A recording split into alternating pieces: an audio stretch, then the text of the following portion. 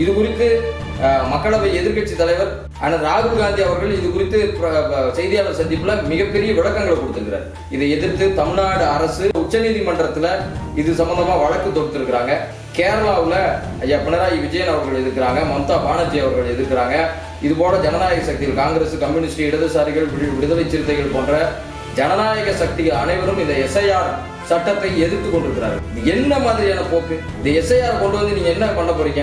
இதில் இருக்கக்கூடிய பல்வேறு சிக்கல்கள், நடைமுறை சிக்கல்கள் ஒன்றும் பண்ண முடியல. பீகாரில் நடத்தி முடிச்ச 65 லட்சம் மக்களினுடைய வாக்குரிமையை பறிச்சிருக்கிறான். அது குறித்து உச்சநீதிமன்றம் கேட்ட கேள்விக்கு அந்த தரவுகளை கொடுக்க துப்பு இல்ல.